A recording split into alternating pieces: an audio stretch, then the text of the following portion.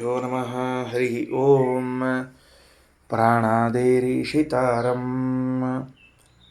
परमसुखनिधिं सर्वदोषव्यपेतं सर्वान्तस्थं सुपूर्णं प्रकृतिपतिमजं सर्वबाह्यं सुनित्यं सर्वज्ञं सर्वशक्तिं सुरमुनिमनुजाद्यैः सदा सेव्यमानं विष्णुं वन्दे सदाहं सकलजगदनाद्यन्तमानन्ददं तं. ಶ್ರೀ ಗುರುಭ್ಯೋ ನಮಃ. ಏನು ನಡೆದದ? ಅಕ್ಷರ ಬ್ರಾಹ್ಮಣ ಅಂತ ನಡೆದದ. ನಿನ್ನೆ ದಿವಸ ಅಕ್ಷರ ಬ್ರಾಹ್ಮಣದ ವಿಷಯವನ್ನು ಹೇಳ್ತಾ ಇದ್ದೆವು. ಹೇಳುವಾಗ ಅಕ್ಷರ ಬ್ರಾಹ್ಮಣದಲ್ಲಿ ಗಾರ್ಗಿ ವಾಚಕ್ನವಿ ಎನ್ನುವಳು ಮತ್ತೊಂದು ಬಾರಿ ತನ್ನ ಗಂಡನ ಬಳಿ ಪ್ರಶ್ನೆಯನ್ನು ಮುಂದಿಡ್ತಿದ್ದಾಳೆ. ಈಗಾಗಲೇ ಪ್ರಶ್ನೆಯನ್ನು ಕೇಳಿದವಳು ಮತ್ತ್ಯಾಕೆ ಕೇಳಿದ್ಲು ಅಂತ ಹೇಳಿದರೆ, ಗಂಡನನ್ನು ಗೆಲ್ಲಬೇಕು, ವಿಜಿಗೀಷು ಕಥಾ, ಮತ್ತೊಮ್ಮೆ ಗೆಲ್ಲಬೇಕು, ಜಯೇಚ್ಛಾ ಉಳ್ಳವಳಾದ್ಲು. ನನ್ನ ಗಂಡನ ವಿದ್ಯಾ ಸಾಮರ್ಥ್ಯ ಎಷ್ಟದ ಅಂತನ್ನೋದನ್ನು ನಾನು ಈ ಸಭೆಯಲ್ಲಿರುವಂತಹ ಎಲ್ಲ ವಿದ್ವಾಂಸರಿಗೆ ಹಾಗೂ ಬ್ರಾಹ್ಮಣರಿಗೆ, ರಾಜನಿಗೆ ಪರಿಚಯಿಸಬೇಕು ಎಂಬ ಉದ್ದೇಶದಿಂದ ಮತ್ತೊಮ್ಮೆ ಪ್ರಶ್ನೆ ಮಾಡಿದ್ದಾಳೆ ಅಂತ ಇಷ್ಟು ಹೇಳಿ, ಇಲ್ಲಿ ಮತ್ತೊಮ್ಮೆ ಪ್ರಶ್ನಿಸಿದ್ದಕ್ಕೆ ಅಥವಾ ಯಾಜ್ಞವಲ್ಕ್ಯರ ವಿದ್ಯೆಯನ್ನು ಜಗತ್ತಿಗೆ ಪರಿಚಯಿಸಿದ್ದಕ್ಕೆ ಎನ್ನುವುದು ಮಹತ್ವಾಂಶ ಆಗಲಿಲ್ಲ, ಅದು ಮಹತ್ವ ಉಳಿಲಿಲ್ಲ. ಆಚಾರ್ಯ ದೃಷ್ಟಿಯಲ್ಲಿ ಯಾವುದು ಮಹತ್ವದ್ದಾಯಿತು ಅಂದರೆ, ಹಾಗೆ ಪ್ರಶ್ನಿಸುವಾಗ ಬ್ರಾಹ್ಮಣರ ಅನುಮತಿಯನ್ನು, ಅಲ್ಲಿರುವಂತಹ ಸಭೆಯಲ್ಲಿರುವಂತಹ ವ್ಯಕ್ತಿಗಳ ಪ್ರಾಶ್ನಿಕರ ಅನುಮತಿಯನ್ನು ಪಡೆದಲ್ಲ. ಅದು ಯಾಕೆ ಅಂತ ಪ್ರಶ್ನೆ ಬಂತು ಶ್ರೀಮದಾಚಾರ್ಯ. ಅದಕ್ಕೆ ಅನುಮತಿ ಪಡೆದುಕೊಂಡದ್ದೇನು ಅಂತಂದರೆ, ಇದು ಕಥಾ, ಇದು ವಾದ. ಇದು ವಾದ ಇದ್ದಾಗ ಮಾತ್ರ ಈ ರೀತಿಯಾಗಿ ನಡೀತದೆ, ಗುರು ಶಿಷ್ಯರಲ್ಲಿ ಈ ರೀತಿಯಾಗಿ ನಡೆಯುವುದಲ್ಲ. ಇದೊಂದು ವಾದ ಅಂದರೆ ಕಥಾ ಚರ್ಚೆ ಅಂತ ಅರ್ಥ ಅಂತನ್ನುವ ಅಂಶವನ್ನು ಹೈಲೈಟ್ ಮಾಡಿಕೊಂಡ ಆಚಾರ್ಯರು ಆ ವಾದದ ಬಗೆಗಳ ಬಗ್ಗೆ ವಿವರಣೆಯನ್ನು ಕೊಡುತ್ತಾರೆ. ಆಚಾರ್ಯರ ಕಾಲದಲ್ಲಿ ಹಾಗೂ ಅವರ ಹಿಂದಿನ ಕಾಲದಲ್ಲಿ ಹೇಗೆ ವಿದ್ವಾಂಸರ ಮಧ್ಯದಲ್ಲಿ ಚರ್ಚೆಗಳಾಗ್ತಿತ್ತು, ಅದನ್ನು ಯಾವ ರೀತಿಯಾಗಿ ವಿಂಗಡಣೆಯನ್ನು ಮಾಡಿದ್ದಾರೆ, ಅದರ ಫಲಗಳೇನು, ಅದರ ಮುಂದಿನ ಹಂತಗಳೇನು ಅನ್ನುವುದನ್ನೆಲ್ಲವನ್ನು ಆಚಾರ್ಯರು ಸಂಗ್ರಹ ಮಾಡ್ತಾ ಹೊರಡ್ತಾರೆ. ನಾವು ಉಪನಿಷತ್ತು ಅಥವಾ ಅದರೊಳಗಿರುವಂತಹ ತತ್ವವನ್ನು ಸ್ವಲ್ಪ ಹೊತ್ತು ನಿಲ್ಲಿಸಿಬಿಟ್ಟು ಆಚಾರ್ಯರ ಭಾಷ್ಯದ ಮೇಲೆ ಭಾರ ಹಾಕಿಕೊಂಡು ಹೊರಡಬೇಕು. ಇದು ವಿಜಿಗೀಷು ಕಥಾ. ವಿಜಿಗೀಷು ಕಥಾ ಅಂದರೆ ಗೆಲ್ಲಬೇಕೆಂಬ ಇಚ್ಛೆಯಿಂದ ಹೊರಟ ಚರ್ಚೆ. ಅಂದರೆ ಏನದು ಹಂಗಂದ್ರೆ, ಗೆಲ್ಲಬೇಕೆಂದು ಹೊರಟ ಚರ್ಚೆ ಅಂದರೆ ಏನು? ಚರ್ಚಾದೊಳಗೆ ಗೆಲ್ಲಬೇಕು ಅಂತ ಇಚ್ಛಾ ಇಲ್ಲದೇ ಇರೋ ಚರ್ಚಾ ಅಂತ ಒಂದಿರ್ತದೇನು, ಗೆಲ್ಲಬೇಕೆಂಬ ಇಚ್ಛೆ ಇರ್ತದೇನು, ಹೀಗೆಲ್ಲ ಕಲ್ಪನೆ ಬರೋದಿಲ್ಲ, ಗೊತ್ತಾಗೋದಿಲ್ಲ. ಅದಕ್ಕಾಗಿ ಆಚಾರ್ಯರು ಬಿಡಿಸಿ ಹೇಳಲಿಕ್ಕೆ ಹೊರಡ್ತಾರೆ. ವಾದೋ ಜಲ್ಪೋ ವಿತಂಡೇತಿ ತ್ರಿವಿಧ ವಿದುಷಾಂ ಕಥಾ. ಮೂರು ಭಾಗಗಳನ್ನು ಹೇಳುತ್ತಾರೆ.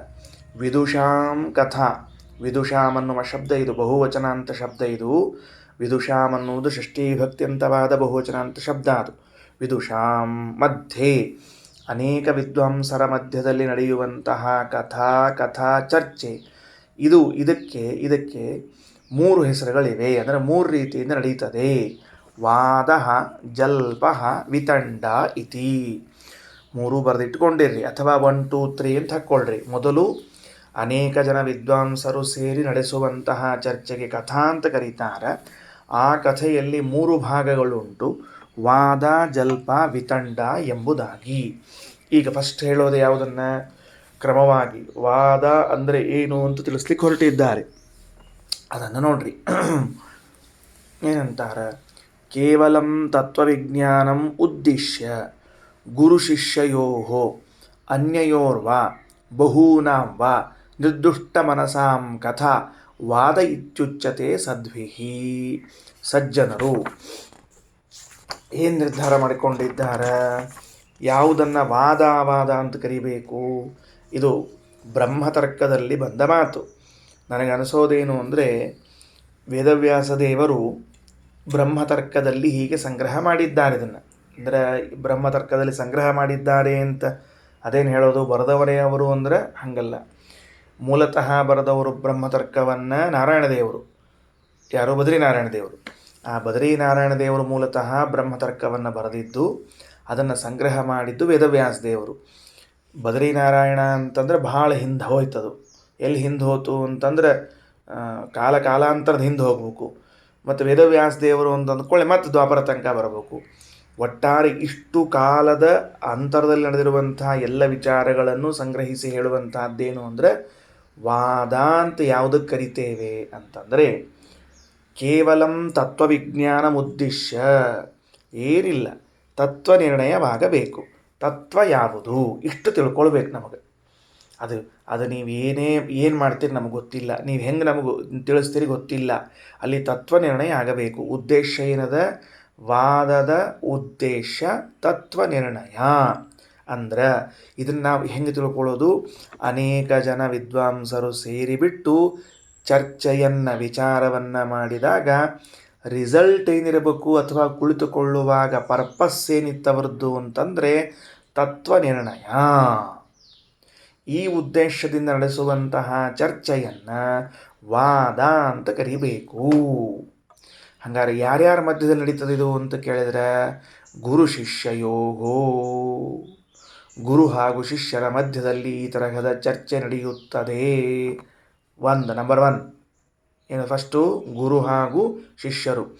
ನಾನು ಶಿಷ್ಯನಿದ್ದೇನೆ, ನಮ್ಮ ಗುರುಗಳ ಜೊತೆಗೆ ವಾದ ಹಾಕ್ತೀನಿ. ನಾನು ವಾದ ಹಾಕೋದು ಅಂದರೆ ವಿಚಾರ ನಡೆಸೋದು ಅಂತ ಅರ್ಥ, ಬೇರೆ ಏನಿಲ್ಲ. ಅದು ವಿತ್ತಂಡ ಜಲ್ಪ ಬರ್ತದೆ ಮುಂದೆ, ಆವಾಗ ಗೊತ್ತಾಗ್ತದೆ ವಾದ ಹಾಕೋದೇನು ವಾದ ಹಾಕೋದಲ್ಲ ಅಂಬೋದನ್ನು. ನಾನು ವಾದ ಹಾಕ್ತೀನಿ, ಇದೆಂಗ್ರಿ ಗುರುಗಳೇ ಅಂತ ಕೇಳ್ತೀನಿ, ಅದೆಂಗ್ರಿ ಗುರುಗಳೇ ಅಂತ ಕೇಳ್ತೀನಿ. ಅವ್ರು ಹೇಳ್ತಾ ಹೋಗ್ತಾರೆ. ಆಗ ಏನಾಗ್ತದೆ? ತತ್ವ ನಿರ್ಣಯವಾಗ್ತದಲ್ಲ, ಅದನ್ನು ವಾದ ಎಂದು ಕರೆಯುತ್ತಾರೆ. ಒಂದು ಗುರು ಶಿಷ್ಯಯೋಗ ಶಬ್ದ ನೋಡ್ಕೋತಿರ್ರಿ. ಕೇವಲಂ ತತ್ವವಿಜ್ಞಾನ ಉದ್ದೇಶ, ಕೇವಲ ತತ್ವ ನಿರ್ಣಯವೇ ಉದ್ದೇಶವಾಗಿರುವಂತಹದ್ದು ವಾದ ಅಂತ ಕರೆಸಿಕೊಳ್ಳುತ್ತದೆ. ಯಾರ ಮಧ್ಯದಲ್ಲಿರಬೇಕು? ಗುರು ಶಿಷ್ಯಯೋಗೋ, ಗುರು ಹಾಗೂ ಶಿಷ್ಯರ ಮಧ್ಯದಲ್ಲಿ. ಅನ್ಯಯೋರ್ವಾ, ಗುರು ಶಿಷ್ಯರು ಅಂತೇನಿಲ್ಲ, ಬೇರೆ ಇನ್ಯಾರಾದರೂ ಇಬ್ಬರಿದ್ದರೂ ನಡೀತದೆ. ವೇದವ್ಯಾಸ ದೇವರು ಒಪ್ಪಿಕೊಂಡದ್ದೇನು ಅಂದರೆ ಗುರು ಶಿಷ್ಯರೇ ಆಗಿರಬೇಕು ಅಂತೇನಿಲ್ಲ. ಇಬ್ಬರಿದ್ದಾರೆ, ವಾದ ಮಾಡ್ತಾ ಇದ್ದಾರೆ. ಉದ್ದೇಶ ಏನದ ಇಬ್ಬರಿಗೂ ಅಂದರೆ ತತ್ವ ನಿರ್ಣಯ ಆಗಬೇಕು ಅಂತ ಉದ್ದೇಶ ಅದ. ಅವ್ರದ್ದು ಓಕೆ, ಅದು ತಗೊಳ್ತೀವಿ. ಬಹೂನಾಂ ವಾ, ಅಥವಾ ಬಹಳಷ್ಟು ಜನ ಸೇರಿಕೊಂಡ, ಅವರೇನು ಗುರುನೂ ಅಲ್ಲ ಶಿಷ್ಯರೂ ಅಲ್ಲ, ಇಬ್ಬರೂ ಅಲ್ಲ, ಅನೇಕ ಜನ. ಆ ಅನೇಕ ಜನರು ಸೇರಿಕೊಂಡು ವಾದ ನಡೆಸ್ತಾ ಇದ್ದಾರಲ್ಲ, ಅದು ಹೆಂಗಿರಬೇಕು ವಾದ ನಡೆಸೋರು? ನಿರ್ದುಷ್ಟ ಮನಸಾಂ, ದೋಷರಹಿತವಾದ ಮನಸ್ಸಿರಬೇಕು. ಆಚಾರಂತಾರ ತತ್ವ ನಿರ್ಣಯ ಆಗುವಂತಹ ಪ್ರಸಂಗದಲ್ಲಿ ಯಾರ ಮನಸ್ಸಿನಲ್ಲೂ ಕಲ್ಮಶವಿರಬಾರದು. ಕಲ್ಮಶದಿಂದ ಕೂಡಿದ ಮನಸ್ಸಿನಿಂದ ನಡೆಸುವ ವಿಚಾರಗಳು, ವಿಮರ್ಶೆಗಳು ಇದು ಯೋಗ್ಯವಾದ ತತ್ವವನ್ನು ನಿರ್ಧಾರ ಮಾಡಲಿಕ್ಕೆ ಸಮರ್ಥವಾಗುವುದಿಲ್ಲ. ಮನಸ್ಸಿನ ತುಂಬ ಕಹಿ ಇಟ್ಟುಕೊಂಡು ಏನೋ ಚರ್ಚೆಯನ್ನು ಮಾಡ್ತಾ ಇದ್ದೀವಿ. ಏನು ಚರ್ಚೆ ಮಾಡಿದರೂ ಆ ಕಹಿ ಅಂತನ್ನುವುದು ಆ ವಾಕ್ಯದಲ್ಲಿ, ಆ ನಿರ್ಣಯದಲ್ಲಿ ಬಂದು ಸೇರ್ತಿರ್ತದೆ. ಪಾತ್ರೆ ಸ್ವಚ್ಛ ಇಲ್ಲ, ಎಣ್ಣೆ ಕೂಡಿದೆಯೋ ಅಥವಾ ಇನ್ನೇನೋ ಕೂಡಿಕೊಂಡು ತುಪ್ಪದ ಜಿಡ್ಡು ಹತ್ತಿದೆಯೋ ಗೊತ್ತಿಲ್ಲ. ತುಪ್ಪದ ಜಿಡ್ಡು, ಎಣ್ಣೆಯ ಜಿಡ್ಡು ಹತ್ತಿಕೊಂಡ ಪಾತ್ರೆಯಲ್ಲಿ ನೀವು ಎಷ್ಟು ಬಾರಿ ಹಾಲು ಹಾಕಿದರೂ, ಎಷ್ಟು ಬಾರಿ ನೀರು ಹಾಕಿದರೂ ಆ ಜಿಡ್ಡಿನಿಂದ ಸಹಿತವಾಗಿಯೇ ನೀರು ಹೊರಗೆ ಬರ್ತಿರ್ತದೆ. ಅಂದಮೇಲೆ ಅಂಥ ಮನಸ್ಸಿದ್ದವರು ತತ್ವ ನಿರ್ಣಯಕ್ಕೆ ಕೈ ಹಾಕಲೇಬಾರದು ಅಂತ ಶ್ರೀಮದಾಚಾರ್ಯರ ಅಭಿಪ್ರಾಯ, ಅರ್ಥಾತ್ ವೇದವ್ಯಾಸ ದೇವರ ಅಭಿಪ್ರಾಯ. ಅನ್ಯಯೋರ್ವಾ ಬಹೂನಾಂ ವಾ ನಿರ್ದುಷ್ಟ ಮನಸಾಂ ಕಥಾ ವಾದ ಇತ್ಯುಚ್ಯತೆ ಸದ್ಭಿಹಿ. ಇಲ್ಲೊಂದು ಕಾಮ ಹಾಕ್ಕೋಬೇಕು. ಸದ್ಭಿಹಿ, ಸಜ್ಜನರಿಂದ ಇದಕ್ಕೆ ವಾದ ಎಂದು ಕರೆಯಲ್ಪಡುತ್ತದೆ. ಅಂದರೆ ಸಜ್ಜನರು ವಾದದ ಲಕ್ಷಣವನ್ನು ಹೇಳಿದ್ದಾರೆ ಅಂತಾಯ್ತು. ಈಗ ಹೆಂಗೆ ಹೇಳ್ಯಾರ ನೋಡ್ರಿ, ಬದ್ರಿನಾರಾಯಣ ಆಗಲಿ ವೇದವ್ಯಾಸ ದೇವರಾಗಲಿ ತಾವು ಹೇಳಿದ್ದಾರೆ ಅಂತನ್ನುವಕ್ಕಿಂತ ಸಜ್ಜನರ ಅಭಿಪ್ರಾಯ ಹಿಂಗದ ಅಂತ ಹೇಳಿಕತ್ತಾರೆ. ಅಂದರೆ ಇದು ಕಾಲಾಂತರದಲ್ಲೂ ಕೂಡ ಹೀಗೆ ಲಕ್ಷಣಗಳನ್ನು ಹೇಳ್ತಾ ಬರುವುದು, ಪರಿಷ್ಕರಿಸ್ತಾ ಬರುತ್ತಿರುವುದು, ದಾಖಲಿಸುವುದು ಅನ್ನೋದು ಇದ್ದೇ ಇದೆ. ಅದಕ್ಕೆ ಸಂಪ್ರದಾಯದಲ್ಲಿ ಹೇಳಿರುವಂಥ ಮಾತನ್ನು ನಾವು ಕೇಳ್ತಿದ್ದೇವೆ ಅಂತ ಅನ್ನಿಸ್ತದೆ. ಸಜ್ಜನರು ವಾದಗಳ ಬಗ್ಗೆ, ಕಥೆಯ ಬಗ್ಗೆ ಹೀಗೆ ಮಾತನಾಡ್ತಾರೆ. ಬ್ರಹ್ಮತರ್ಕದಲ್ಲಿ ನಾರಾಯಣ ದೇವರು ಹಾಗೂ ವೇದವ್ಯಾಸ ದೇವರು ಸಂಗ್ರಹಿಸಿಕೊಟ್ಟ ಮಾತೇನು ಅಂತಂದರೆ, ಅನಾದಿ ಕಾಲದಿಂದಲೂ ಸಜ್ಜನರ ಸಮೂಹ ಈ ಕಥೆಯ ಬಗ್ಗೆ ಒಂದು ನಿರ್ಧಾರವನ್ನು ತಾಳಿದೆ. ಕಥಾ ಅಂತನ್ನುವುದು 3 ವಿಧವಾಗಿರುತ್ತದೆ. ವಾದ, ಜಲ್ಪ, ವಿತಂಡ ಎಂಬುದಾಗಿ. ಅದರಲ್ಲಿ ವಾದ ಅಂತಂದರೆ ಏನು ಅಂತಂದರೆ, ಗುರು ಹಾಗೂ ಶಿಷ್ಯರ ಮಧ್ಯದಲ್ಲಿ ನಡೆಯುವಂತಹ ವಿಚಾರ ವಿನಿಮಯಗಳು, ಅಥವಾ ಇನ್ನಿಬ್ಬರ ಮಧ್ಯದಲ್ಲಿ ನಡೆಯುವಂತಹ ವಿಚಾರ ವಿನಿಮಯಗಳು, ಅಥವಾ ಅನೇಕ ಜನ ಸೇರಿರುತ್ತಾರೆ, ಯಾರೂ ಕಲ್ಮಶವಾದ ಮನಸ್ಸುಳ್ಳವರಾಗಿರುವುದಿಲ್ಲ, ಅಂಥವರು ನಡೆಸುವಂತಹ ವಿಷಯಗಳ ವಿಚಾರ, ಇದನ್ನು ನಾವು ವಾದ ಅಂತ ಕರೀತೇವೆ. ಇದರ ಉದ್ದೇಶ ಏನಾಗಿರುತ್ತದೆ ಅಂದರೆ, ಕೇವಲ ನಿರ್ಣಯ ಎಂಬುದು ಉದ್ದೇಶವಾಗಿರುತ್ತದೆ. ಇಷ್ಟು ವಾದದ ಲಕ್ಷಣ. ಮುಂದೋಗೋಣಂತ. ಇನ್ನು ಜಯ ತತ್ರಾರ್ಥಿಕೋ ಭವೇತ್. ಹೌದು, ನೀವು ಹಂಗೆ ಹೇಳಿಬಿಟ್ರಿ. ಈ ವಾದದಲ್ಲಿ ಒಂದು ಕಡೆಗೆ ಜಯ ಅಂತನ್ನುವುದಂತರೂ ಆಗಲೇಬೇಕಲ್ಲ. ನಿಮ್ಮ ಉದ್ದೇಶ ವಿಷ್ಣು ಸರ್ವೋತ್ತಮ ಎಂಬ ತತ್ವದ ನಿರ್ಣಯ ಮಾಡಬೇಕಾಗಿದೆ. ವಿಷ್ಣು ಸರ್ವೋತ್ತಮನಾಗಿದ್ದಾನೆ ಎಂಬ ತತ್ವವನ್ನು ನಿರ್ಣಯಿಸಬೇಕಾಗಿದೆ ನಿಮಗೆ, ಇಲ್ಲ ಅಂತಂದಿಲ್ಲ. ಅದಕ್ಕೆ ಜಯ ಅಂತನ್ನೋದು ಬರ್ತದಲ್ಲ, ಯಾರಾದರೂ ಒಬ್ಬರು ಸೋಲ್ಬೇಕು, ಯಾರಾದರೂ ಒಬ್ರು ಗೆಲ್ಲಬೇಕಲ್ಲ. ಗುರುನೇ ಇರಬಹುದು, ಶಿಷ್ಯನೇ ಇರಬಹುದು. ಗುರು ಹೆಚ್ಚು ಓದಿರ್ತಾನೆ, ಶಿಷ್ಯ ಸ್ವಲ್ಪ ಕಡಿಮೆ ಇರ್ತದೆ. ಆಗ ಶಿಷ್ಯನಿಗೆ ಸೋಲಾಗ್ತದೆ, ಗುರುಗಳಿಗೆ ಜಯ ಆಗ್ತದೆ. ಮತ್ತು ಜಯ ಅಂತ ಬಂತಲ್ಲ, ಮತ್ತು ನೀವು ಹೇಳಿದ್ರಿ ಕೇವಲ ತತ್ವ ನಿರ್ಣಯದ ಉದ್ದೇಶ ಅಂತ ತಿಳ್ಕೊಂಡು ಅಂದರೆ ಆರ್ಥಿಕೋ ಭವೇತ್ ಅಂತ ಶ್ರೀಮದಾಚಾರ್ಯರು. ಜಯ ತತ್ರ ಆರ್ಥಿಕೋ ಭವೇತ್. ಅದು ಉದ್ದೇಶವೇ ಅಲ್ಲ, ಅದು ಅರ್ಥಾತ್ ಸಿದ್ಧವಾದದ್ದು. ಅದು ಉದ್ದೇಶ ಅಲ್ಲದು, ತಾನಾಗಿಯೇ ಬಂದದ್ದು. ರೈತ ಧಾನ್ಯವನ್ನು ಬೆಳೆಸ್ತಾನೆ. ಧಾನ್ಯವನ್ನು ಬೆಳೆಸಿದಾಗ ಏನಾಗ್ತದೆ ಅನ್ನೋದ್ರ ಜೊತೆಗೆ ದಂಟು ಬರ್ತದೆ. ನಮ್ಮ ಉದ್ದೇಶ ಏನಿತ್ತು, ವರ್ಷಗಳ ಕಾಲ ಎತ್ತನ್ನು ಜೋಡಿಸಿ ನಾವು ಕಷ್ಟಪಟ್ಟು ಶ್ರಮಪಟ್ಟು ಪಡೆದದ್ದೇನು ಅಂತ ಕೇಳಿದರೆ, ಜೋಳಗಳು ಬೇಕು, ಗೋಧಿಗಳು ಬೇಕು ಅಂತ ಪ್ರಯತ್ನ ಮಾಡಿದ್ವಿ. ದಂಟುಗಳು ಬಂದ್ವಲ್ರಿ. ಮತ್ತು ನಮ್ಮ ಉದ್ದೇಶ ಅದು ಇದ್ದಿದ್ದೇ ಇಲ್ಲ ಅಂದರೆ, ನಿನ್ನ ಉದ್ದೇಶ ಜೋಳ, ಗೋಧಿ, ಅಕ್ಕಿ ತೊಗೊಳ್ಳೋದಿದ್ರೂ ಸಹಿತ ಅದರ ಜೊತೆಗೆ ದಂಟು, ಹುಲ್ಲು ಬರೋ ಹಂಗೆ ತತ್ವನಿರ್ಣಯವೇ ಪ್ರಧಾನವಾಗಿದ್ದಾಗ ಜೊತೆಗೆ ಆರ್ಥಿಕವಾಗಿ ಬಂದರೆ ಬರಲಿ, ಅದು ಅರ್ಥಾತ್ ಬಂದದ್ದು, ನಮ್ಮದೇನು ಉದ್ದೇಶ ಇದ್ದಿದ್ದಿಲ್ಲ ಅಷ್ಟೇ. ಸರಿ ಹೋಯ್ತಾ? ಮುಂದೋಗೋಣಂತ. ವಿಜಯೇ ಶಿಷ್ಯತಾ ಅನ್ಯೇಷಾಂ. ಈಗೊಂದು ಸ್ವಾರಸ್ಯದ.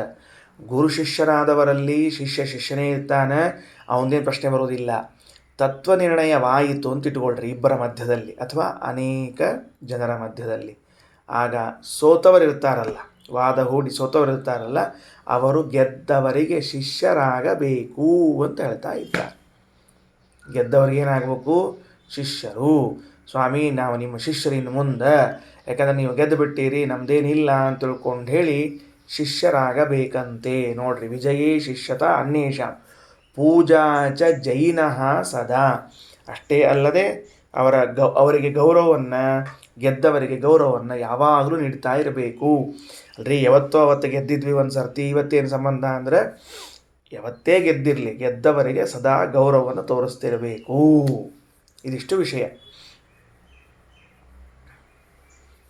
ಇದೇನೋ ಒಂದು ನಮೂನಿ ಹಾಡಾಗಿಲ್ಲ, ಕೆಲವರಿಗೆಲ್ಲ ಪಾಪ ಹಜಮ ಆಗವಲ್ತಾಗ್ಯದ. ಹಾಗಾಗಿ ಇಲ್ಲಿರೋ ವಿಷಯ ಏನು ಅಂದರೆ, ಇದು ಮಾನಸಿಕವಾಗಿ ತೋರಿಸುವಂತಹ ಗೌರವವೇ ಹೊರತಾಗಿ ದಾಸತ್ವ ಅಲ್ಲ ಇದೇನು. ಈಗ ನನಗೆ ವಿಷ್ಣು ತತ್ವ ವಿನಿರ್ಣಯ ಅಂದರೆ ಭಗವಂತನೇ ಸರ್ವೋತ್ತಮನಾಗಿದ್ದಾನೆ ಅಂತ ತತ್ವ ನಿರ್ಣಯವನ್ನು ಮಾಡಿಸಿಕೊಟ್ಟಿರುವಂತಹ ವ್ಯಕ್ತಿಯನ್ನು ನಾನು ಮನಸಾರೆ ಗೌರವಿಸುವುದು ಯಾವ ದೋಷಕ್ಕೆ ಕಾರಣ ಆಗ್ತದೆ? ಯಾವ ದೋಷ ಅಲ್ಲಲ್ಲ. ಅವರು ಸಿಕ್ಕಾಗ ನಮಸ್ಕಾರ ಮಾಡಿ, ನಾವು ನಿಮ್ಮ ಶಿಷ್ಯರ ಸ್ವಾಮಿ, ಅಥವಾ ಅವ್ರ ಜೊತೆಗಿದ್ದ ನಾವು ನಿಮ್ಮ ಶಿಷ್ಯರ ಸ್ವಾಮಿ, ನಿಮ್ಮಂಥವ್ರು ನಮಗೆ ತತ್ವಜ್ಞಾನವನ್ನು ಉಂಟು ಮಾಡಿಕೊಟ್ಟಿದ್ದೀರಿ ಅಂತ ಅನ್ನುವುದು ಯಾವ ದೋಷಕ್ಕೆ ಕಾರಣ ಆಯ್ತಿದು? ಏನಿಲ್ಲ. ನನ್ನ ಬೆಳವಣಿಗೆಗೆ ಕಾರಣ ಆಗಿದೆ. ಏನು ಬೆಳವಣಿಗೆ? ಎಷ್ಟೋ ತತ್ವಜ್ಞಾನ ಆಗಬೇಕಾಗಿತ್ತು, ಆಗಿರಲಿಲ್ಲ, ಇವತ್ತು ಮಾಡಿಕೊಟ್ಟಾರ. ಇಂಥವ್ರು ಸಿಗೋದು ಅಪರೂಪ ಅಂತ ತಿಳ್ಕೊಂಡು ನಾವು ಅವರಿಗೆ ಸಾಷ್ಟಾಂಗ ಹಾಕಬೇಕೆ ಹೊರತಾಗಿ ಸೋಲಿಸಿಬಿಟ್ಟಾರ, ಅಪಮಾನ ಆತು, ಹಂಗೆ ಹಿಂಗಂತ ಅನಿಸೋ ಅವಶ್ಯಕತೆ ಇಲ್ಲ. ಆಚಾರ ಸೂಕ್ಷ್ಮವಾಗಿ ತೆಗಿತಾರೆ ನೋಡ್ರಿ ವಿಷಯವನ್ನು. ವಿಜಯೇ ಶಿಷ್ಯತಾ ಅನ್ಯೇಷಾಂ. ಇಬ್ಬರ ಮಧ್ಯದಲ್ಲಿ ಒಬ್ಬರು ಗೆದ್ದಾಗ ಒಬ್ಬರು ಶಿಷ್ಯರಾಗ್ತಾರೆ. ಯಾಕೆ? ಅವ ಗುರುವಿನ ಸ್ಥಾನದಲ್ಲಿ ಕೂಡ್ತಾನೆ, ಇವನಿಗೆ ಪಾಠ ಹೇಳಿಕೊಟ್ಟದ್ರಿಂದ. ಪೂಜಾ ಚ ಜೈನ ಸದಾ. ಗೆದ್ದವನಿಗೆ ಸದಾ ಗೌರವವನ್ನು ನೀಡ್ತಾ ಇರ್ರಿ. ಪುನಶ್ಚ ಸಂಶಯೋ ಯತ್ ಸ್ಯಾತ್ ತೇಷಾಂ ತಸ್ಯಾಪಿ ವಾರಣಂ ಕರ್ತವ್ಯಂ ಜೈನ ನಿತ್ಯಂ. ನೋಡ್ರಿ, ಪುನಶ್ಚ ಸಂಶಯೋ ಯತ್ ಸ್ಯಾತ್, ಅಕಸ್ಮಾತ್ ವಾದ ಮಾಡಿದ ಮೇಲೂ ಇವ ಗೆದ್ದ ಅಂತಾದ ಮೇಲೂ ಮತ್ತವನಿಗೆ ಸಂಶಯ ಬಂದರೆ ಆಗ ಈ ಗೆದ್ದವನು ಅವರ ಸಂಶಯದ ನಿವಾರಣೆಯನ್ನು ಮಾಡಲೇಬೇಕು. ನಾ ಆಗಲೇ ಹೇಳಿಬಿಟ್ಟಿನಿ, ನನ್ನ ಮುಗಿದು ಹೊತ್ತು, ಇನ್ನೇನು ನನ್ನ ಸಂಬಂಧ ಇಲ್ಲ ಅಂತ ಕೈ ಹಾಸ್ಕೊಂಡು ಕೂತ್ಕೊಂಡು ಹಾಸ್ಕೊಂಡು ಪಂಜಾಬಿ ಹಾಸ್ಕೊಂಡು ಎದ್ದು ಹೋಗ್ಲಿಕ್ಕೆ ಬರಂಗಿಲ್ಲ. ಕೆಲವರು ಪಂಜ ಹಾಸ್ಕೊಂಡು ಕೂತಿರ್ತಾರೆ ಕಾರ್ಯಕ್ರಮದಾಗ, ಮುಗೀತು ಅಂದ್ರೆ ಜಾಡ್ಸ್ಕೊಂಡು ಎದ್ದು ಹೋಗ್ಬಿಡ್ತಾರೆ. ಹಮಾರ ತುಮಾರ ಹೋಗಯ ಅಂಥೇಳಿ ಹೋಗ್ಬಿಡ್ತಾರೆ. ಹಾಗೆಲ್ಲ ಹಮಾರ ತುಮಾರ ಹೋಗಯ ಆಗೋದಿಲ್ಲ. ಇಲ್ಲ, ಅವ್ರಿಗೆ ಎಷ್ಟು ಸಂಶಯ ಬರ್ತೋ ಅಷ್ಟು ಸಂಶಯವನ್ನು ಪರಿಹಾರ ಮಾಡಲೇಬೇಕು. ಯಾಕಂದ್ರೆ ತತ್ವನಿರ್ಣಯನೇ ಉದ್ದೇಶ ಆಗೋದಿಲ್ಲ, ಬೇರೆ ಏನೂ ಉದ್ದೇಶ ಇಲ್ಲ. ಪುನಶ್ಚ ಸಂಶಯೋ ಯತ್ ಸ್ಯಾತ್ ತೇಷಾಂ ತಸ್ಯಾಪಿ ವಾರಣಂ ಕರ್ತವ್ಯಂ. ಮತ್ತೆ ಸಂಶಯ ಬಂದರೆ ತೇಷಾಂ ಅವರಿಗೆ ತಸ್ಯಾಪಿ ವಾರಣಂ ಆ ಸಂಶಯದ ನಿವಾರಣೆಯನ್ನು ಮಾಡಬೇಕು. ಕರ್ತವ್ಯಂ ಮಾಡಲೇಬೇಕು. ಜೈನ ಗೆದ್ದವನಿಂದ ನಿತ್ಯಂ ಅಶಕ್ತಸ್ಯ. ಇಲ್ಲೊಂದು ಸ್ವಾರಸ್ಯ ಹೇಳ್ತಾರೆ ವೇದವ್ಯಾಸ ದೇವರು ನಾರಾಯಣ ದೇವರು. ಅವ ಅಶಕ್ತನಾಗಿದ್ದರೆ ಮಾತ್ರ ನೀವು ಸಂಶಯ ನಿವಾರಣೆ ಮಾಡಬೇಕೇ ಹೊರತಾಗಿ ಸಮರ್ಥನಾಗಿದ್ದರೆ ನೀವು ಅವನ ಸಂಶಯವನ್ನು ನಿವಾರಣೆ ಮಾಡುವ ಅವಶ್ಯಕತೆ ಇಲ್ಲ. ಸ್ವತೋ ಅಧಿಕಾತ್, ನನಗಿಂತಲೂ ಉತ್ತಮನಾಗಿದ್ದಾನೆ. ಅವ ಏನೋ ವಿಚಾರ ಮಾಡೋ ಕಾಲಕ್ಕೆ ಒಂದು ಸಂಶಯ ಬಂದದ, ನನ್ನ ಜೊತೆ ಮಾತಾಡ್ಲಿಕ್ಕತ್ತಾಗ ಹೇಳಿದ. ನಾವು ಆ ಸಂಶಯಕ್ಕೆ ನಿವಾರಣೆ ಮಾಡೋರು ಅಲ್ವೇ ಅಲ್ಲ. ನನಗಿಂತಲೂ ಉತ್ತಮನಾದವನು ಸ್ವಸಾಮರ್ಥ್ಯದಿಂದ ತನ್ನ ಸಂಶಯ ನಿವಾರಣೆ ಮಾಡಿಕೊಳ್ತಾನೆ, ಅಥವಾ ಅವರಿಗಿಂತಲೂ ಉತ್ತಮರಲ್ಲಿ ಕೇಳಿಕೊಳ್ತಾನೆ. ನಾ ಯಾರ ಸಂಶಯ ಪರಿಹಾರ ಮಾಡಬೇಕು ಅಂದರೆ ನನಗಿಂತಲೂ ಚಿಕ್ಕವರಾದವರು ನನ್ನ ಜೊತೆಗೆ ವಾದ ಹೂಡಿದಾಗ ನಾನು ಗೆದ್ದೆ ಅಂತ ಆದ್ರ ಮೇಲೂ ಸಂಶಯ ಬರ್ತಿದ್ರೆ ಆಗ ಅವರಿಗೆ ಮತ್ತೆ ಬಂದ ಸಂಶಯವನ್ನು ನಿವಾರಣೆ ಮಾಡಬೇಕು. ಇಷ್ಟು ವ್ಯವಸ್ಥೆ. ಅಕಸ್ಮಾತ್ ನಾವು ಯೋಗ್ಯತಾ ದೊಡ್ಡವ್ರ ಜೊತೆಗೂ ವಾದ ಮಾಡಿದ್ವಿ ಅಂತ ಇಟ್ಕೊಳ್ರಿ. ಎಲ್ಲೋ ಒಂದು ಪ್ರಸಂಗದಾಗ ಅವ್ರು ಹೆಜ್ಜೆ ಹಿಂದಿಡ್ತಾರೆ. ಹಿಂದಿಟ್ರು ಅಂತ ತಿಳ್ಕೊಂಡು ಹೇಳಿ ಅದಕ್ಕೆ ನಾವು ಭಾರಿ ದೊಡ್ಡವರು ಬೆನ್ನು ಚಪ್ಪರ್ಸ್ಕೊಂಡು ಕೂತ್ರೆ ಮತ್ತೇನರ ಸಂಶಯ ಕೇಳಿದರೆ ಅದಕ್ಕೆ ಬಾಯಿ ತೆಗೆದು ಪಾಂಡಿತ್ ತೋರಿಸ್ಲಿಕ್ಕೆ ಹೋಗಬಾರ್ದು. ನೀವು ಸಮರ್ಥರಿದ್ದೀರಿ, ನೀವು ನೋಡ್ಕೊಳ್ರಿ ಅಂತ ಇಷ್ಟು ಹೇಳ್ಬೇಕು ಹೊರತಾಗಿ ಅಂತೂ ಕೊನೆಗೆ ಬಂದಲ್ಲ ನನ್ನ ಶಿಷ್ಯ ಆಗಿ ಬಾ ಶಾಂತಿ ಪಾಠ ಹಾಕಿನಿ, ಶನ್ನೋ ಮಿತ್ರ ಸಂವರ್ಣ ಪಾಠ ಹೇಳ್ತೀನಿ ಅಂತ ಹೀಗೆಲ್ಲ ಮಾಡ್ಲಿಕ್ಕೆ ಹೋಗಬಾರ್ದು. ಮತ್ತು ಆಚಾರ್ಯ ಎಚ್ಚರ ಹೇಳ್ತಾರೆ ಅದನ್ನು. ಇನ್ನು ಕರ್ತವ್ಯಂ ಜೈನ ನಿತ್ಯಂ ಅಶಕ್ತಸ್ಯ ಸ್ವತೋಧಿಕಾತ್. ಇನ್ನೊಂದು ಸ್ವಾರಸ್ಯ ತೆಗಿತಾರೆ ಆಚಾರ್ಯ. ಹೀಗೆ ಒಂದು ಸದುದ್ದೇಶದಿಂದ ಇಬ್ಬರ ಮಧ್ಯದಲ್ಲಿ ಚರ್ಚೆ ಆಗ್ತಾ ಇದೆ. ಒಬ್ಬನಿಗೆ ತತ್ವನಿರ್ಣಯ ಆಯಿತು, ಇನ್ನೊಬ್ಬನಿಗೆ ಜಯ ಆಯಿತು ಅಂತ ಹೇಳಿದ್ರಿ.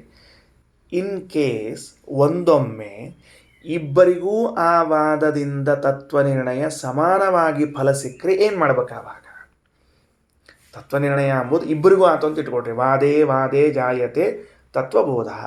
16 ಬಾರಿ ವಿಮರ್ಶೆ ಮಾಡ್ತಾ ಇದ್ದಂತೆ ಅವರಿಗೂ ಒಂದು ದೃಢವಾದ ತತ್ವನಿರ್ಣಯ ಆಗ್ತದೆ, ನಮಗೂ ಒಂದು ತತ್ವನಿರ್ಣಯ ಆಗ್ತದೆ. ಇಬ್ಬರಿದ್ದಾರವಾಗ. ಹಿಂದಿನ ಸರ್ತಿ ಒಬ್ಬರಿಗೆ ತತ್ವನಿರ್ಣಯ ಆಗಿತ್ತು, ಇನ್ನೊಬ್ಬರಿಗೆ ತತ್ವ ನಿರ್ಧಾರಿತವಾಗಿತ್ತು.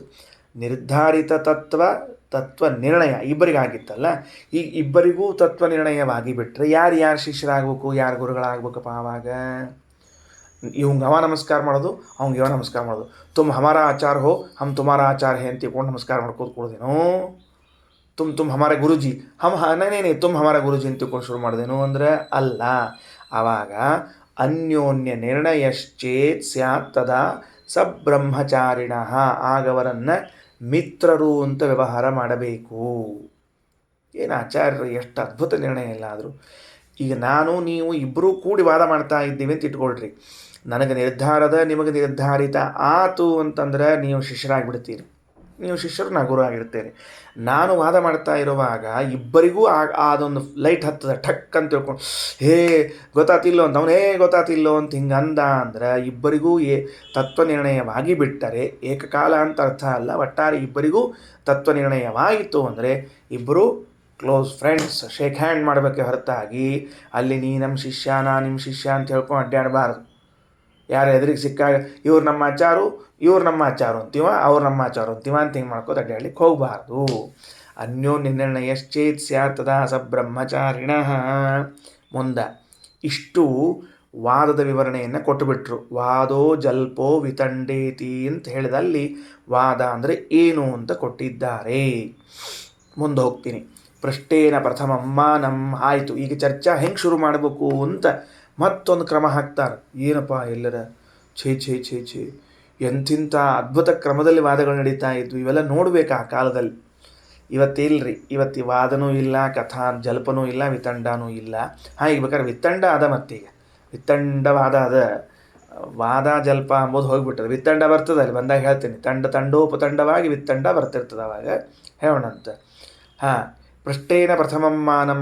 ಪ್ರಶ್ನೆ ಕೇಳಿದರು, ಯಾವುದೊಂದು ಪ್ರಶ್ನೆ ಕೇಳಿದರು, ಉತ್ತರ ಕೊಡಬೇಕಲ್ಲ. ಉತ್ತರಕ್ಕೆ ಏನು ಕೊಡಬೇಕು? ಮೊದಲು ಏನು ಕೊಡಬೇಕು? ಉತ್ತರ ಕೊಡಬೇಕು. ಅದು ಉತ್ತರದಲ್ಲಿ ಯಾವುದನ್ನು ಮೊದಲು ಪ್ರದರ್ಶನ ಮಾಡಬೇಕು?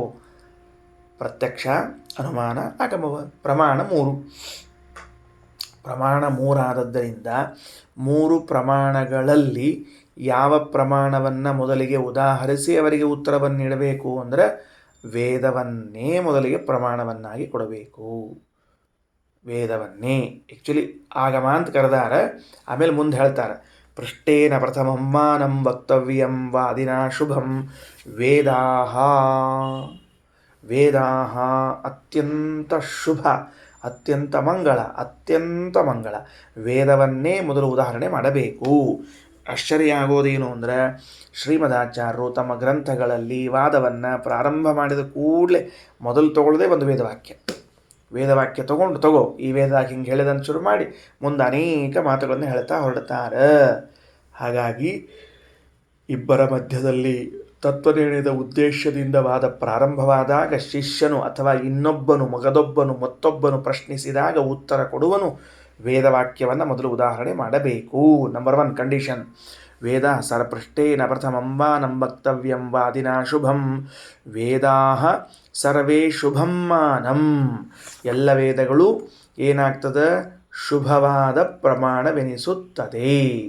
ಅದು ಹೆಂಗೆ ಮಾಡಿದರು ಅಂದರೆ ಮೊದಲು ಶುಭ ಪ್ರಮಾಣವನ್ನು ಕೊಡಬೇಕು ಅಂದರು. ಶುಭ ಪ್ರಮಾಣ ಯಾವುದು ಅಂತ ಕೇಳಿದ್ರೆ ವೇದಗಳು, ಪುರಾಣ ಇತಿಹಾಸಗಳು, ಪಂಚರಾತ್ರ, ಮೀಮಾಂಸ ಇವುಗಳೆಲ್ಲವೂ ಶುಭ ಪ್ರಮಾಣ.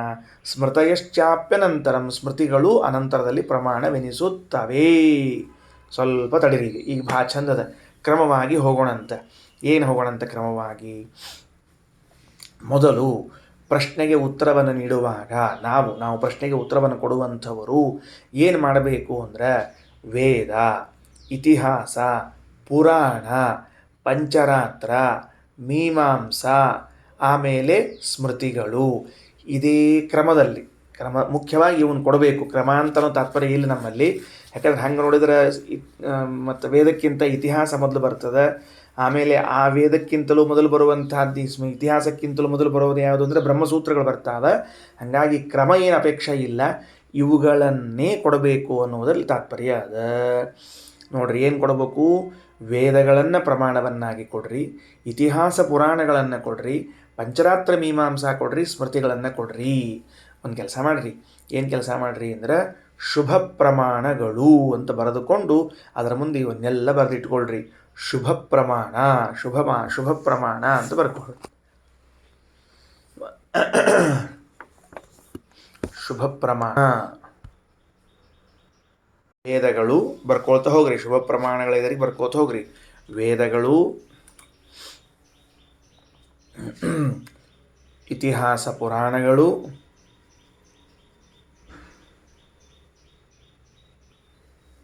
ವೇದಗಳಾದಮೇಲೆ ಇತಿಹಾಸ ಪುರಾಣಗಳಾದ ಮೇಲೆ ಏನು ಬರ್ಕೋಬೇಕು? ಪಂಚರಾತ್ರ, ಮೀಮಾಂಸಾ ಅಂತ ಬರ್ಕೋಬೇಕು. ಜೊತೆಗೆ ಪಂಚರಾತ್ರ ಹಾಗೂ ಮೀಮಾಂಸಾ.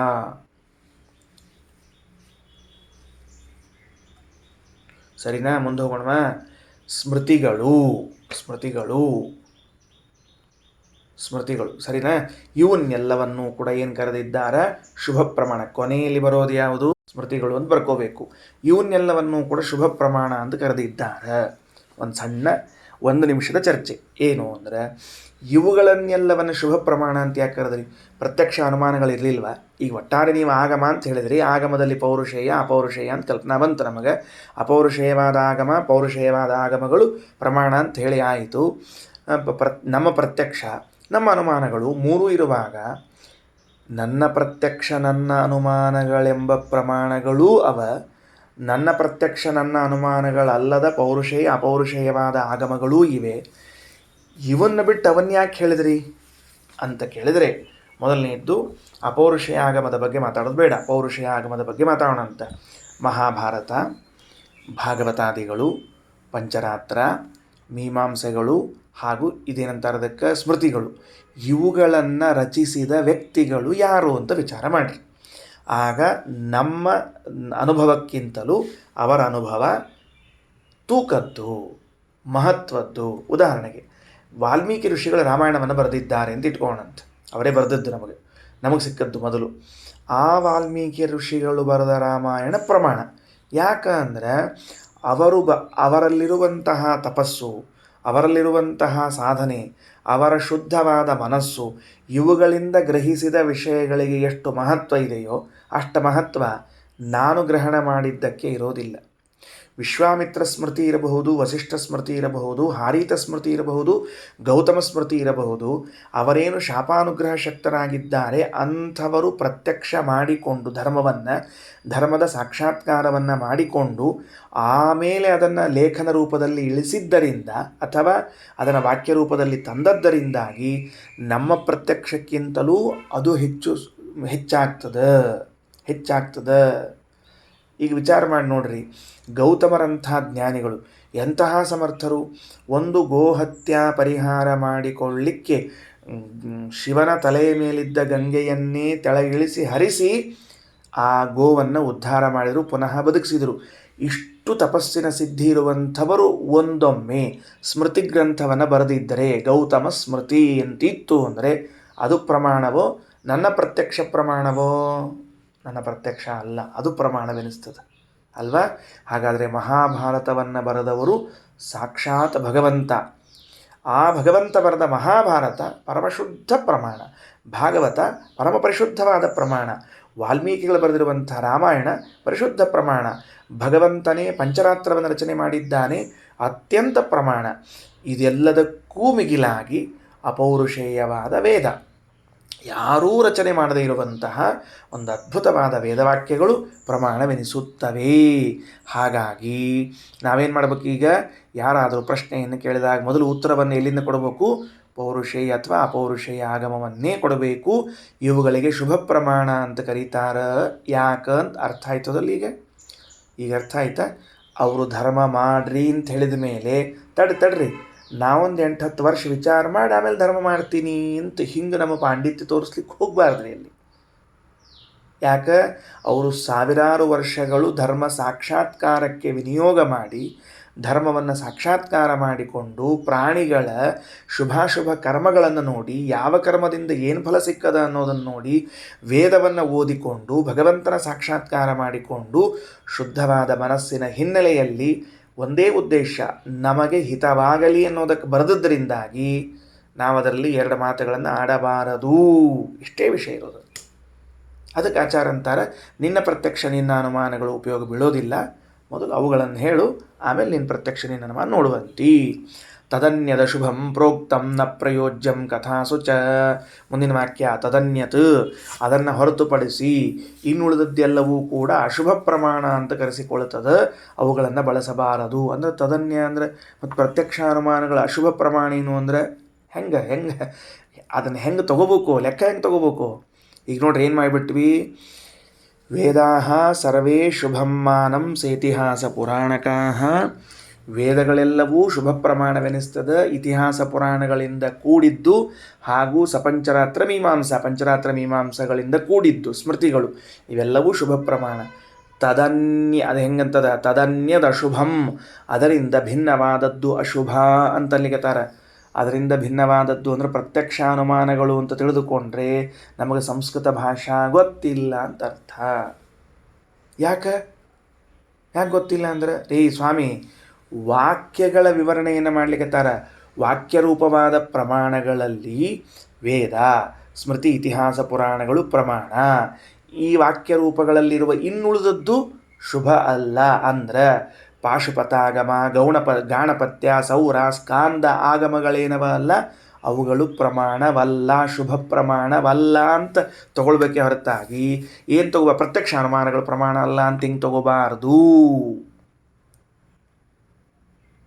ಮುಂದೆ ಮಿಶ್ರಂ ಆದ್ದರಿಂದ ನ ಪ್ರಯೋಜ್ಯಂ ಕಥಾಸುಚ ವಾದಗಳಲ್ಲಿ ಅವುಗಳ ಪ್ರಯೋಗವನ್ನು ಮಾಡಲೇಬಾರದು. ಯಾವುದಲ್ಲಿ ವಾದದಲ್ಲಿ ಯಾವುದು ಪ್ರಯೋಗ ಮಾಡಬಾರದಪ್ಪ? ಪಾಶುಪತಾಗಮ, ಗಾಣಪತ್ಯಾಗಮ, ಸೌರಸ್ಕಾಂದಾಗಮಗಳನ್ನು ಮಾಡಬಾರದು. ತದನ್ಯದ ಶುಭಂ ಪ್ರೋಕ್ತಂ ನ ಪ್ರಯೋಜ್ಯಂ ಕಥಾಸು ಚ ಮಿಶ್ರಂ ಅಕ್ಷಾನುಮಾನೇತು. ಬಂತು ನೋಡ್ರಿ, ಪ್ರತ್ಯಕ್ಷ ಅನುಮಾನಗಳೇನವ ಇವು ಮಿಶ್ರ ಪ್ರಮಾಣ ಎಂದು ಕರೆಸಿಕೊಳ್ತಾವ. ಅಂದ್ರೆ ಶುಭಾಶುಭಗಳು ಎರಡೂ ಕೂಡಿತ್ತು. ಹಾಗಾದರೆ ಪ್ರತ್ಯಕ್ಷ ಅನುಮಾನಗಳು ಮಿಶ್ರ ಪ್ರಮಾಣ, ಶುಭ ಹಾಗೂ ಅಶುಭ ಪ್ರಮಾಣ, ಪಾಶುಪತಾಗಮ ಮೊದಲಾದ ಆಗಮಗಳು ಅಶುಭ ಪ್ರಮಾಣ, ವೇದ ಇತಿಹಾಸ ಪುರಾಣಗಳು ಪಂಚರಾತ್ರ ಬ್ರಹ್ಮಸೂತ್ರಗಳು ಶುಭ ಪ್ರಮಾಣಗಳು ಎಂಬುದಾಗಿ ತಿಳಿಯಬೇಕು. ಹೌದು. ಮತ್ತು ನೀವು ಮತ್ತು ಮಿಶ್ರ ಪ್ರಮಾಣ ಅಂತ ಹೇಳಿದ ಮೇಲೆ ಅಂತಹ ಪ್ರತ್ಯಕ್ಷ ಅನುಮಾನಗಳನ್ನು ನಾವು ತಗೋಬೇಕೋ ಬೇಡೋ? ಬಿಟ್ಬಿಡ್ತೀವಿ, ಸುಮ್ಮನೆ ಬೇಡ ಅಂತಂದ್ರೆ ಹಂಗೆ ಮಾಡಬೇಡ್ರಿ. ಮಿಶ್ರಂ ಅಕ್ಷಾನುಮಾನೇತು ಗ್ರಾಹ್ಯೇ ಶಬ್ದಾರ್ಥ ನಿರ್ಣಯೇ. ಪ್ರತ್ಯಕ್ಷ ಅನುಮಾನಗಳನ್ನು ಶಬ್ದಗಳ ಅರ್ಥ ನಿರ್ಣಯಕ್ಕಾಗಿ ಅವಶ್ಯವಾಗಿ ತಗೊಳ್ಬೇಕು.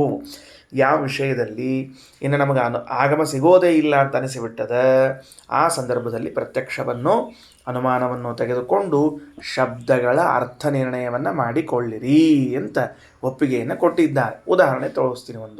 ಎದುರಿಗೊಂದು ಏನದ ಮಣ್ಣಿನಿಂದ ಮಾಡಿದ ಮುದ್ದೆ ಇದೆ, ಮಣ್ಣಿನ ಮುದ್ದೆ. ಅದನ್ನು ನಾವು ಅದಕ್ಕೆ ಗಡಿಗಿ ಅಂತ ಕರಿತೀವಿ, ಕುಂಭ ಅಂತ ಕರಿತೀವಿ, ಘಟ ಅಂತ ಕರಿತೀವಿ. ಈ ಘಟ ಅನ್ನುವಂತಹ ಶಬ್ದ ಈ ವಸ್ತುವನ್ನು ತಿಳಿಸ್ತದ ಅಂತ ಅನ್ನೋದಕ್ಕೆ ನಾವು ಪ್ರತ್ಯಕ್ಷವನ್ನು ಉಪಯೋಗಿಸ್ಕೊಳ್ಳೋಣ ಅಂತ. ಇಲ್ಲಿ ನಮಗೆ ಆಗಮ ಬೇಕು ಅಂತ ಅನ್ನೋ ಅವಶ್ಯಕತೆ ಬೇಡ. ಎದುರಿಗೆ ಒಂದು ಪದಾರ್ಥದ ನೋಡೋ ಅದನ್ನು ಗಡಿಗೆ ಅಂತ ಕರೀತಾರೆ. ಅಂದರೆ ಆ ಘಟ ಎಂಬ ಶಬ್ದ, ಆ ಪದಾರ್ಥ, ಇವುಗಳ ವಾಚ್ಯವಾಚಕ ಸಂಬಂಧ ತಿಳಿಸ್ಬೇಕಲ್ಲ, ಈ ಶಬ್ದಕ್ಕೆ ಅರ್ಥ ಅಂತ ತಿಳಿಸ್ಬೇಕಲ್ಲ, ಆಗ ಪ್ರತ್ಯಕ್ಷವನ್ನು ಉಪಯೋಗಿಸ್ಕೊಳ್ರಿ. ಅಥವಾ ಪರ್ವತದಲ್ಲಿದ್ದ ಧೂಮವನ್ನು ನೋಡಿ ಬೆಂಕಿ ಇದೆ ಅಂತ ನಿರ್ಧಾರ ಮಾಡಲಿಕ್ಕೆ ಉಪಯೋಗಿಸ್ಕೊಳ್ರಿ, ಸಮಸ್ಯೆ ಇಲ್ಲ. ಆದರೆ ಇವುಗಳು ಎಷ್ಟಕ್ಕೆ ಉಪಯೋಗ ಬೀಳಬೇಕು? ಶಬ್ದಾರ್ಥ ನಿರ್ಣಯಕ್ಕೆ ಮತ್ತು ಶಬ್ದಾರ್ಥ ನಿರ್ಣಯಕ್ಕೆ ಹೊರತಾಗಿ ಮೂಲ ಪ್ರಮಾಣವೆನಿಸುವುದಿಲ್ಲ, ಮಿಶ್ರ ಪ್ರಮಾಣವೆನಿಸುತ್ತವೆ ಅಂತ ಇದನ್ನು ನಾವು ತಲೆಯಲ್ಲಿ ಇಟ್ಕೊಂಡಿರಬೇಕು. ಸರಿ ಆಯಿತಾ? ಯಾವುದೋ ಒಂದು ವಿಷಯದಲ್ಲಿ ವೇದ ಇರಲಿಲ್ಲ, ಅದರ ನಿರ್ಣಯ ಮಾಡಿಕೊಡ್ಬೇಕು. ಯಾವುದೋ ಒಂದು ಶಬ್ದಾರ್ಥವನ್ನು ತಿಳಿಸಿಕೊಡಲಿಕ್ಕೆ ವೇದ ಸಿಗ್ತಿಲ್ಲ, ಆಗ ಪ್ರತ್ಯಕ್ಷಾನುಮಾನಗಳನ್ನು ಉಪಯೋಗಿಸಿಕೊಳ್ಳಿರಿ. ಇಷ್ಟ ಆಯಿತು. ಇವತ್ತಿನ ಪಾಠದ ಕೊನೆಯ ವಾಕ್ಯ. ಹೌದು, ಪ್ರತ್ಯಕ್ಷಾನುಮಾನ ಅಂತಂದ್ರಿ ಆಗಮ ಅನ್ನೋ ಶಬ್ದಕ್ಕೆ ವಾಕ್ಯಗಳು ಅಂತ ಗೊತ್ತಾಯ್ತು ನಮಗೆ, ಪೌರುಷೇಯ ವಾಕ್ಯ. ಪ್ರತ್ಯಕ್ಷ ಅಂದರೆ ಏನು ಮಾಡ್ಬೇಕು? ಈಗ ನಾವು ಪ್ರತ್ಯಕ್ಷ ಅಂದರೆ ಪ್ರತ್ಯಕ್ಷ ಮಾಡಬೇಕು. ಏನು ಪ್ರತ್ಯಕ್ಷ ಮಾಡಬೇಕು ಅಂದರೆ ಅದುಷ್ಟಂ ಇಂದ್ರಿಯಂ ತ್ವಕ್ಷಂ ಉಪಪತ್ತಿಸ್ತಥಾನುಮಾ ಅನುಮೈವತ್ವಭಾವಾಕ್ಯೋ ಹ್ಯರ್ಥಾಪತ್ಯುಪಮೇ ತಥಾ ಉಪಪತ್ತಿಭೇದ ಯತ್ತೇಪಿ ವಾಕ್ಯಮೇವ ಆಗಮಶುಭಂ. ಪ್ರತ್ಯಕ್ಷಾನುಮಾನ ಆಗಮಗಳ ಲಕ್ಷಣವನ್ನು ಹೇಳ್ತಾ ಇದ್ದಾರೆ.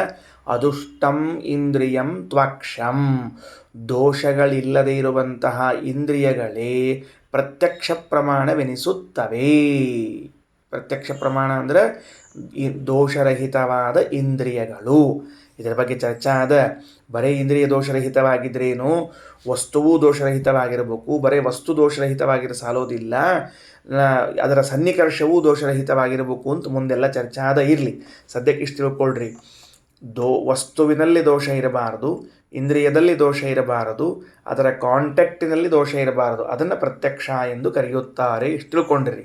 ಈ ಸದ್ಯಕ್ಕೆ ಇದನ್ನು ಇಲ್ಲಿ ಬಂದದ್ದನ್ನು ಇಷ್ಟೇ ಅರ್ಥ ಮಾಡಿಕೊಡ್ರಿ. ಅದುಷ್ಟಂ ಇಂದ್ರಿಯಂ ತ್ವಕ್ಷಂ, ದೋಷರಹಿತವಾದ ಇಂದ್ರಿಯವನ್ನೇ ಪ್ರತ್ಯಕ್ಷ ಎಂದು ಕರೆಯುತ್ತಾರೆ.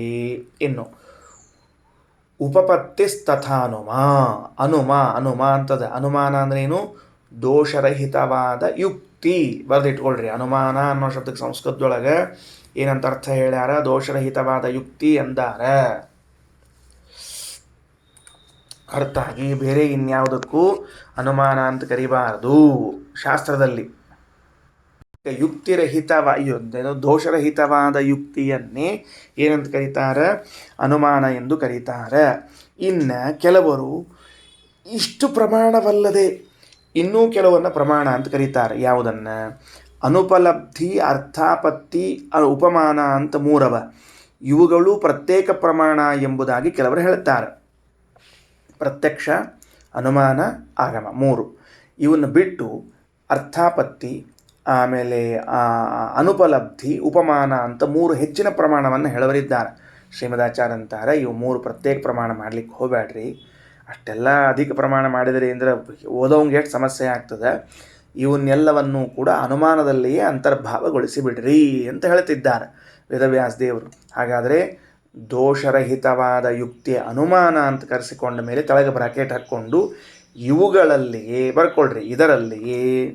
ಇದರಲ್ಲಿಯೇ ಅನುಪಲಬ್ಧಿ ಕಾಮ ಅರ್ಥಾಪತ್ತಿ ಕಾಮ ಉಪಲಬ್ಧಿ ಕಾಮ ಅರ್ಥಾಪತ್ತಿ ಕಾಮ ಹಾಗೂ ಉಪಮಾನಗಳು ಸೇರುತ್ತವೆ. ಉಪಮಾನ ಎಂಬುದೊಂದು ಪ್ರತ್ಯೇಕ ಪ್ರಮಾಣ ಅಂತ ಹೇಳಬೇಕು ಅಂತ ಬೇರೆ ದಾರ್ಶನಿಕರು ಹೇಳುತ್ತಾರೆ. ಆಚಾರ್ಯಗದು ಸಮ್ಮತ ಅಲ್ಲ. ಉಪಮಾನ ಇಟ್ ಸೆಲ್ಫ್ ಯುಕ್ತಿ, ಅದು ಅನುಮಾನವೇ ಅದ. ಆಮೇಲೆ ಅರ್ಥಾಪತ್ತಿ ಅದು ಅನುಮಾನವೇ. ಆಮೇಲೆ ಅನುಪಲಬ್ಧಿ ಅದು ಕೂಡ ಅನುಮಾನವೇ. ಅನುಮಾನ ಅಂದ್ರೆ ಯುಕ್ತಿ ಅಂತ ಅರ್ಥ. ಇನ್ನು ತಥಾ ಉಪಪತ್ತಿ ಭೇದ ಯತ್ತೇಪಿ, ನಿರ್ದೋಷವಾದ ಯುಕ್ತಿಯ ಭೇದವೇ ಆಗಿದೆ ಹೊರತಾಗಿ ಪ್ರತ್ಯೇಕ ಬೇಡ. ವಾಕ್ಯಮೇವ ಆಗಮ ಶುಭಂ, ಶುದ್ಧವಾದ ದೋಷರಹಿತವಾದ ವಾಕ್ಯವೇ ಏನಾಗ್ತದೆ ಅಂತಂದ್ರೆ ಆಗಮ ಎಂದು ಕರೆಸಿಕೊಳ್ಳುತ್ತದೆ. ಮುಗಿತಾ? ಒಂದು ಘಟ್ಟ ಮುಗೀತಿ. ಇವತ್ತು ನಾವು ಎಲ್ಲಿಂದ ಎಲ್ಲಿ ತನಕ ಓದ್ಕೊಂಡು ಬಂದೀವಿ ಎಂಬುದನ್ನು ನೆನಪು ಮಾಡಿಕೊಂಡು ಬಿಡ್ರಿ. ಪ್ರತ್ಯಕ್ಷಾನುಮಾನ ಆಗಮಗಳೆಂಬುವಂತಹದ್ದು ಮೂರು ಪ್ರಮಾಣಗಳು. ಸರಿಯಾ? ಈಗ ಬರ್ಕೊಂಡದ್ದನ್ನು ಓದ್ಕೊಂಡು ಹೊಟ್ಟಿದ್ದೀರಿ. ಈಗ ನಾವು ಎಲ್ಲಿದ್ದೀವಿ? ಶ್ರೀಮದಾಚಾರ್ಯರ ಕಾಲಕ್ಕಿಂತಲೂ ಹಿಂದಿನ ಕಾಲಕ್ಕೆ ಹೋಗಿ ಅಲ್ಲಿಂದ ಇಲ್ಲಿ ತನಕ ಬರ್ತಾ ಇದ್ದೀವಿ. ಒಂದು ವಾದ ನಡೆಯುವ ಸ್ಥಳದಲ್ಲಿ ಮೂರು ತರಹದ ಪ್ರಮಾಣಗಳ ಬಳಕೆಯನ್ನು ಮಾಡಬೇಕು, ಮಾಡುತ್ತಾರೆ. ಪ್ರತ್ಯಕ್ಷ, ಅನುಮಾನ, ಆಗಮಗಳು. ದೋಷರಹಿತವಾದ ಇಂದ್ರಿಯವನ್ನು ಪ್ರತ್ಯಕ್ಷವೆಂಬುದಾಗಿ, ದೋಷರಹಿತವಾದ ಯುಕ್ತಿಯನ್ನು ಅನುಮಾನವೆಂಬುದಾಗಿ, ಆ ದೋಷರಹಿತವಾದ ಯುಕ್ತಿಯ ಹೊಟ್ಟೆಯಲ್ಲಿ ಅನುಪಲಬ್ಧಿ, ಅರ್ಥಾಪತ್ತಿ, ಉಪಮಾನಗಳು ಸೇರಿಕೊಂಡದ್ದರಿಂದ ಅವುಗಳನ್ನು ಬಿಡಿಯಾಗಿ ಪ್ರಮಾಣ ಅಂತ ಹೇಳದೆ ಇಡಿಯಾಗಿ ಒಂದೇ ಪ್ರಮಾಣ ಅಂತ ಹೇಳ್ರಿ. ಜೊತೆಗೆ ಶುದ್ಧವಾದ ವಾಕ್ಯ, ದೋಷರಹಿತವಾದ ವಾಕ್ಯವನ್ನು ಆಗಮ ಅಂತ ಕರಿಬೇಕು. ಈ ಆಗಮವನ್ನು ಪ್ರಮಾಣವನ್ನು ಶುಭ ಪ್ರಮಾಣವೆಂಬುದಾಗಿ ಕರೆದಿದ್ದಾರೆ. ವಾದ ಪ್ರಾರಂಭವಾದ ಕೂಡಲೇ ಶುಭ ಪ್ರಮಾಣವೆನಿಸಿರುವಂಥ ಪೌರುಷೇಯ ಹಾಗೂ ಅಪೌರುಷೇಯವಾದ ವಾಕ್ಯಗಳನ್ನೇ ಮೊದಲು ಪ್ರಮಾಣವಾಗಿ ಉದಾಹರಿಸಬೇಕು. ಅವುಗಳಲ್ಲಿ ಶಬ್ದವೋ ವಿಷಯವೋ ನಿರ್ಣಯವಾಗದೇ ಇದ್ದಾಗ ಅದರ ಅರ್ಥ ನಿರ್ಣಯಕ್ಕಾಗಿ ಮಿಶ್ರ ಪ್ರಮಾಣವೆನಿಸಿರುವಂತಹ ಪ್ರತ್ಯಕ್ಷ ಅನುಮಾನಗಳ ಬಳಕೆಯನ್ನು ಮಾಡಿಕೊಳ್ಳಬೇಕು. ಇನ್ನು ಇವುಗಳನ್ನು ಬಳಕೆ ಮಾಡಬೇಕು. ಎಲ್ಲಿ ನಡೀತಾ ಇರುವಂತಹ ವಾದ ಇದು? ಅನೇಕ ಜನ ಕಲ್ಮಶರಹಿತವಾದ ಮನಸ್ಸಿನಿಂದ ಕೂಡಿದ ವ್ಯಕ್ತಿಗಳ ಮಧ್ಯದಲ್ಲಿ ನಡೀತಾ ಇರ್ತದೆ, ಇಬ್ಬರ ಮಧ್ಯದಲ್ಲಿ ನಡೀತಾ ಇರ್ತದೆ, ಗುರು ಶಿಷ್ಯರ ಮಧ್ಯದಲ್ಲಿ ನಡೀತಕ್ಕಂಥದ್ದಾಗಿದೆ ವಾದ. ಇದು ತತ್ವನಿರ್ಣಯದ ಉದ್ದೇಶದಿಂದಿರಬೇಕು. ಅನೇಕ ಜನ ಸೇರಿಕೊಂಡು ವಾದವನ್ನು ಮಾಡ್ತಾ ಇರುವಾಗ ಎಲ್ಲರಿಗೂ ಏಕಕಾಲಕ್ಕೆ ತತ್ವನಿರ್ಣಯವಾಗಿ ಬಿಟ್ಟರೆ ಪರಸ್ಪರ ಮಿತ್ರರೆಲ್ಲರೂ ಕೂಡ. ಒಬ್ಬನಿಗೆ ತತ್ವನಿರ್ಣಯವಾಗಿ ಇನ್ನೊಬ್ಬರಿಗೆ ನಿರ್ಧಾರಿತ ಇತ್ತು ಅಂದರೆ ಗುರು ಶಿಷ್ಯರಾಗ್ತಕ್ಕಂಥವರಾಗಿದ್ದಾರೆ. ಎಲ್ಲಿ ವಿಜಯ ಎಂಬುದು ಕಂಡು ಬರ್ತದೋ ಅವರನ್ನು ನಾವು ಗೌರವಿಸಬೇಕು. ಇದರ ಉದ್ದೇಶ ತತ್ವನಿರ್ಣಯವಾದದರಿಂದ ಇದನ್ನು ವಾದ ಅಂತ ಕರೀತಾ ಇದ್ದಾರೆ. ಶ್ರೀಕೃಷ್ಣಾರ್ಪಣಮಸ್ತು.